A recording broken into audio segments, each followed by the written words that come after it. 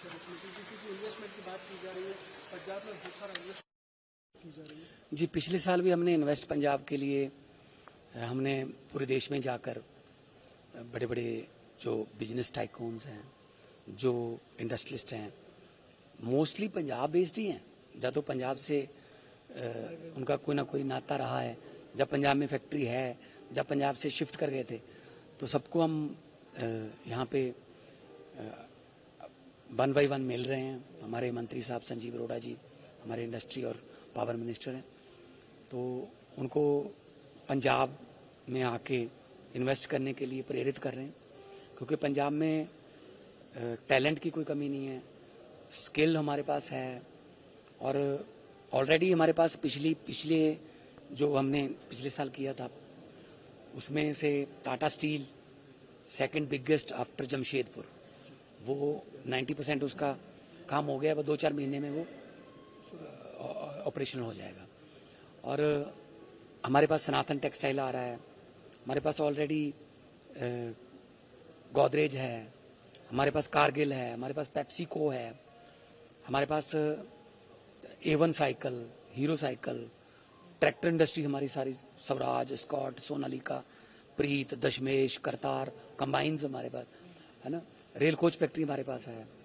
तो टैलेंट की कोई कमी नहीं। अभी हमारे पास IIT रोपड़ है, GNE है, Guru Nanak Dev engineer college Ludhiana, pack है, पंजाब इंजीनियर कॉलेज जो चंडीगढ़ में है। तो किसी भी किस्म के टैलेंट की कोई कमी नहीं है पंजाब में, और मेहनती लोग हैं पंजाब के। तो मुझे उम्मीद है कि बेंगलोर के इस 2 दिना जो इन्वेस्ट पंजाब की मीटिंग है, तो उससे बड़े बड़े जो इंडस्ट्रियलिस्ट हैं वो पंजाब में इंटरेस्टेड हैं काम करने के लिए, वो आएंगे। अभी HAL से हमारी मीटिंग है, इंटेल से हमारी मीटिंग हुई है, और स्टील कंपनियां हैं, जिंदल में ऑलरेडी हमारे पास है, बाकी देश की स्टील कंपनियां भी इंटरेस्टेड हैं। IT जो है, मोहाली जो IT सिटी बन रहा है, बहुत बड़ा बन रहा है मोहाली, क्योंकि इंटरनेशनल एयरपोर्ट है, एयरपोर्ट से 5-6-7 मिनट की दूरी पे वो IT सिटी है पूरा। तो IT सेक्टर में बहुत इंटरेस्ट दिखाया जा रहा है, क्योंकि मंडी गोविंदगढ़ एशिया की सबसे बड़ी स्टील की मंडी, तो स्टील इंडस्ट्री जो है वो भी इंटरेस्ट पंजाब में दिखा रही है। ऑलरेडी हमारे पास ट्रैक्टर और कंबाइंस और ऑटो जो हैं वो हमारे पास ही ऑलरेडी हमारे पास है, हमारी लेगेसी है वो। तो हमारे फ्लिपकार्ट हमारा पंजाबी बंदा है, और जोमेटो वाला हमारा पंजाबी बंदा है। तो पंजाबी जो है वो न्यू इन्वेंशंस के लिए जाने जाते हैं। और सर, लेकिन सर कहा जा रहा है कि पंजाब में जो इन्वेस्टमेंट होनी चाहिए थी, वो जिस लेवल की एक्सपेक्टेशन थी, वो उससे पहले देखो, उससे पहले माइग्रेट हो रहे हैं वहाँ के इन्वेस्टर्स जो है बाहर जाके, उससे पहले जो सरकारें थी, IT सेक्टर ढूंढ रहे हैं, क्यों सर? इससे पहले जो सरकारें थी वो पंजाब की बदकिस्मती कह लो कि वो मतलब उनसे हिस्सा मांगते थे, उनसे प्रॉफिट में हिस्सा कितना दोगे, वो अपने बारे में सोचते थे, पंजाब के बारे में या पंजाबियों के बारे में नहीं सोचते थे। तो अभी जब से हमारी सरकार ने कार्यभार संभाला है, तब से तो हमारे पास 1.5 से 2 लाख करोड़ रुपए की इन्वेस्टमेंट आ चुकी है। हम MOU करने में विश्वास नहीं रखते, कागज पे साइन कर लो, बोल दो मीडिया के सामने, उसका कोई फायदा नहीं है। हम सीधा उनको पता है कि कब आओगे, कितनी तारीख को यहाँ पे आओगे, हम आपके लिए लाइसेंस अफसर हमारे तैयार रहेंगे इन्वेस्ट पंजाब के, आप आइए, आपको दिखाएंगे कहाँ आपको सूट करता है। फरीदकोट में, मोगा में, संगरूर में रेल कनेक्टिविटी, रोड कनेक्टिविटी और एयर कनेक्टिविटी कमाल की हमारी। नेशनल कैपिटल से 2 घंटे का रास्ता है हमारा, बाई रोड और बाई ट्रेन 2-2.5 घंटे का। लेकिन मान साहब, आप भी मान सकते हैं कि जो इन्वेस्टमेंट पंजाब में होनी चाहिए थी, वो पंजाब छोड़ के दिल्ली, बेंगलुरु, हैदराबाद गई, उससे बावजूद इनसे कनाडा, UK चले गए। इनसे दुखी होके गए ना। तो अभी पंजाब सरकार जो है सिंगल विंडो और सिंगल पेन के फॉर्मूले पे चल रही है। विंडो भी सिंगल है, पेन भी सिंगल है। कई बार सिंगल विंडो बोल देती है हर सरकार, लेकिन विंडो के बीच में से बहुत सी विंडो निकल जाती हैं, फिर वही पंगा होता है, करप्शन के लिए माहौल तैयार होता है। हम सिंगल विंडो और सिंगल पेन कह रहे हैं, उसी पेन से सारी आपको परमिशंस मिल जाएंगी। अब तक हम 2 लाख से 2.5 लाख के आसपास हम लड़के लड़कियों को काम दे चुके हैं प्राइवेट सेक्टर में। तो और भी अगर ये हम अभी बेंगलोर हुआ है, गुड़गांव हो गया, इससे पहले दिल्ली हो गया, अभी पुणे और चेन्नई जाना है।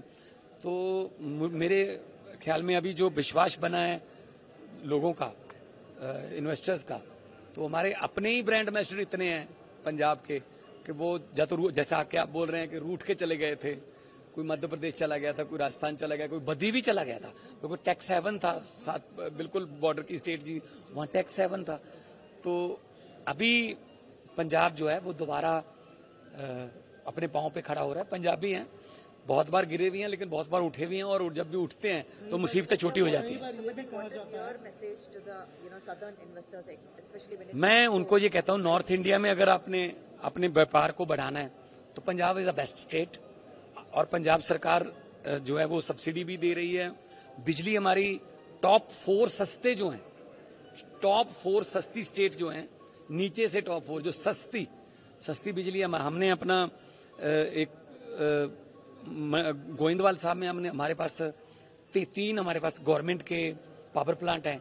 हमारी पचवाड़ा में, झारखंड में कोल माइन है, कोयले की कोई कमी नहीं है। हमारा जो ग्रीन एनर्जी आजकल सोलर का, हमारे पास कोई कमी नहीं है बिजली की। तो ऐसे में सरकार अगर सपोर्ट कर रही है तो व्यापारी को और क्या चाहिए। लॉ एंड ऑर्डर बिल्कुल परफेक्ट है, क्योंकि इससे पहले जितने भी आ चुके हैं वो लॉ एंड ऑर्डर देख के ही आते हैं। तो यही इस बात का सबूत है कि पंजाब अब मैं ये नहीं कहूंगा कि हम इसको कैलिफोर्निया, पेरिस, लंदन बना देंगे, लेकिन पंजाब जो है वो देश को एक बार फिर इंडस्ट्री में और व्यापार में लीड करने के लिए तैयार है। खेती में तो पहले लीड कर रहे हैं हम। सीएम सर, 2 प्रश्न हैं। ये एक, आप इन्वेस्टर्स को अपने तरफ बुलाने की कोशिश कर रहे हैं, एक बदनाम हो चुका है पंजाब एक चीज को लेकर, उसको वहां से हटाने की, जब आपने लैंड ऑर्डर चीज की बात की, वो ड्रग वगैरह की जो सप्लाई हो रही थी उसको बहुत सारा कट किया गया।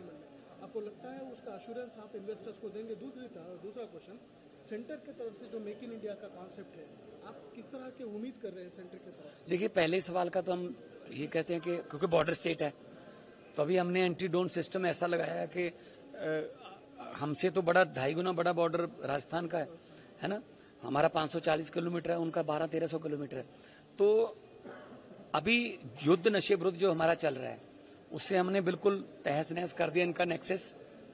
और हमारे पंजाब के जो बच्चे हैं, जो लड़के लड़कियां अभी पढ़ रहे हैं, बहुत अच्छा टैलेंट निकल के आ रहा है। अभी पूरी दुनिया में अनरेस्ट हो गया तो रिवर्स माइग्रेशन भी हो रही है। तो स्कूलों कॉलेजों में, हमारी यूनिवर्सिटीज में एडमिशन फुल हो गई है।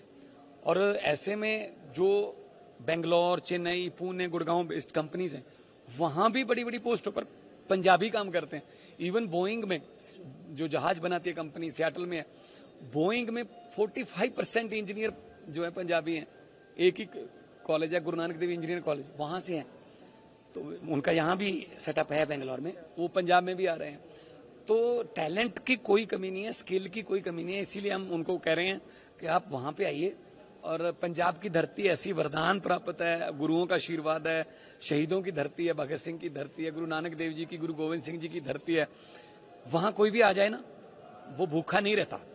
तो पंजाब की सेंटर की तरफ से जितना भी हम तो पहले ही मेक इन इंडिया कर रहे हैं ना। अगर पंजाब कुछ करेगा तो इंडिया में बनेगा। पहले आजादी, मेक इन इंडिया ही है। आजादी को लाने के लिए सबसे पहले लीड किसने किया? पंजाब ने। Green revolution, make in India.